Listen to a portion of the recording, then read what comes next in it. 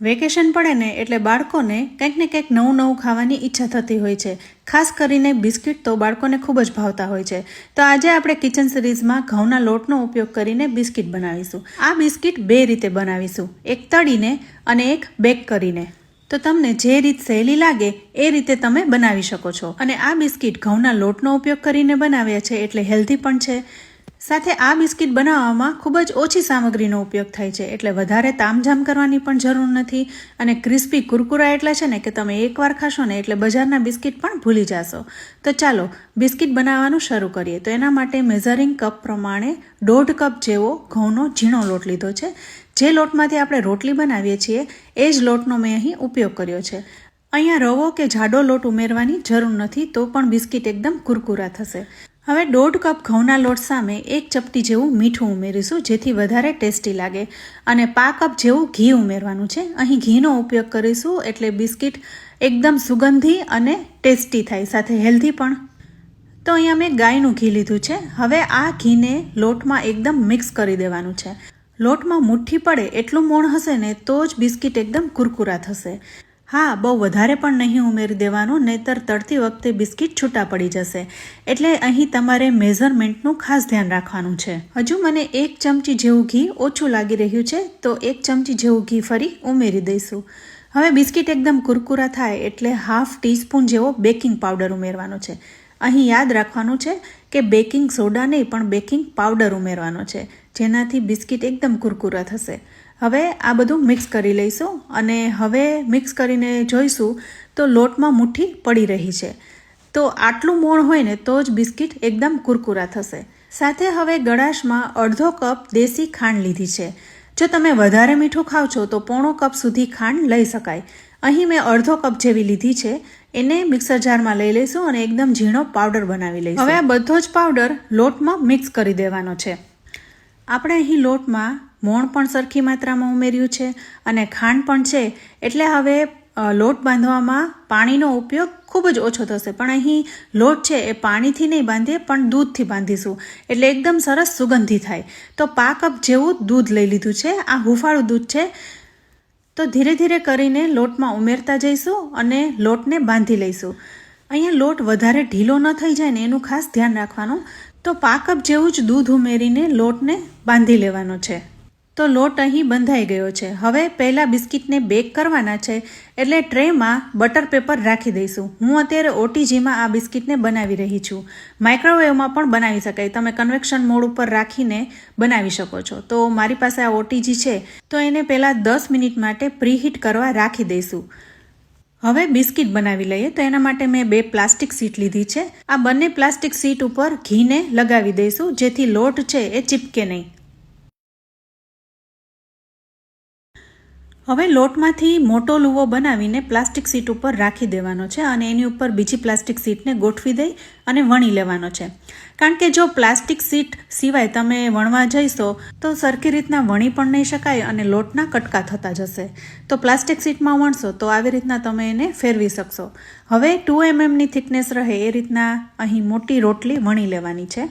હવે બિસ્કિટ એક જ સરખા શેપના અને માર્કેટ જેવા લાગે એ માટે અહીં હું કૂકી કટરનો ઉપયોગ કરીશ. તો મારી પાસે આવી ઝીગઝાગવાળી સ્ક્વેર કૂકી કટર છે, એનાથી જ બિસ્કિટને કટ કરતા જઈશું.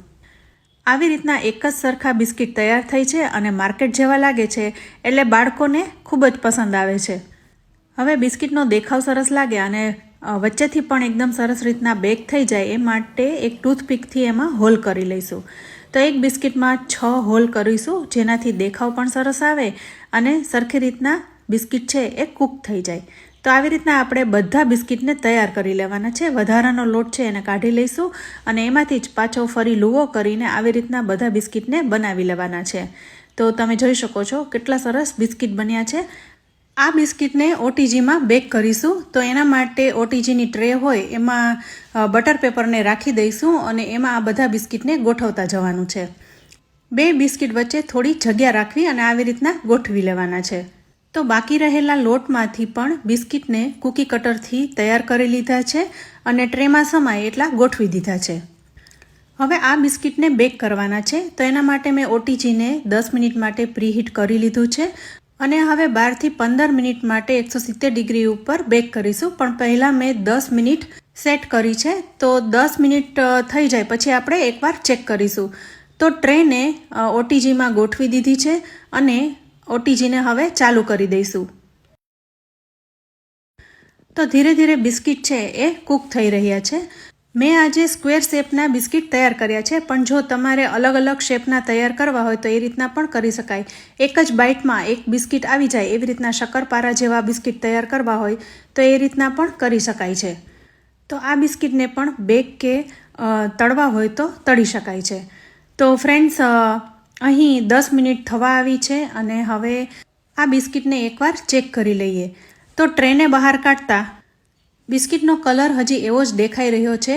જ્યારે બિસ્કિટના કોર્નર એ થોડા લાલ થવા લાગે અને તમને સુગંધ આવવા લાગે ત્યારે તમારે સમજી જવાનું કે બિસ્કિટ થઈ ગયા છે. તો ફરી 3 થી 4 મિનિટ 170 ડિગ્રી ઉપર સેટ કરીને ટ્રેને ફરી ઓટીજીમાં ગોઠવી દઈશું. હવે સુગંધ આવવા લાગી છે અને 4 મિનિટ થઈ ગઈ છે, તો ટ્રેને બહાર કાઢી લઈએ. તમે જોઈ શકો છો બિસ્કિટનો કલર છે એ સરસ થઈ ગયો છે, ખૂણા ઉપરથી એ થોડા લાલ થઈ ગયા છે. તો હજી આની કુકિંગ પ્રોસેસ ચાલુ રહેશે. તો ટ્રેને બહાર કાઢી લઈશું અને આને છે બિલકુલ ઠરવા દેવાના છે. તો અહીં જુઓ, બિસ્કિટ છે એ બંને સાઈડથી એકદમ સરસ રીતના કૂક થઈ ગયા છે. હવે આ ટ્રે છે એ એકદમ ગરમ છે એટલે વધારે ને વધારે કૂક થતા રહેશે. તો આ બટર પેપરથી પકડીને બિસ્કિટને બહાર કાઢી લઈશું એટલે વધારે કૂક ન થાય, કારણ કે હજુ ટ્રેમાં પડ્યા રહેશે તો નીચેથી એ બળી જશે. એટલે બટર પેપરથી પકડીને બધા બિસ્કિટને બહાર કાઢી લઈશું અને ટ્રેને સાઈડમાં રાખી દઈશું. હવે આ બિસ્કિટને ટોટલી ઠરવા દઈશું. હવે બિસ્કિટ છે એ ઠરી ગયા છે અને તમે જોઈ શકો છો કલર પણ સરસ આવ્યો છે, સાથે ક્રિસ્પી કુરકુરા છે. તો ફ્રેન્ડ્સ, તમને આજની આ બિસ્કિટ બનાવવાની રીત કેવી લાગી? હવે આપણે બીજી રીતે બિસ્કિટને બનાવી લઈએ. તો એ રીત છે તળીને. તો પહેલાંની જેમ જ બિસ્કિટને કૂકી કટરથી તૈયાર કરી લીધા છે. અત્યારે મેં નાની સાઇઝના કર્યા છે. તો તેલ મીડિયમ ગરમ થઈ ગયું છે, એમાં બિસ્કિટને ઉમેરી દેવાના છે. અહીંયા તેલનું ટેમ્પરેચર એકદમ હાઈ નથી રાખવાનું, મીડિયમ ટુ લો ફ્લેમ ઉપર જ કરીશું. હાઈ ફ્લેમ ઉપર તળવા જઈશું તો બિસ્કિટ બળી જશે.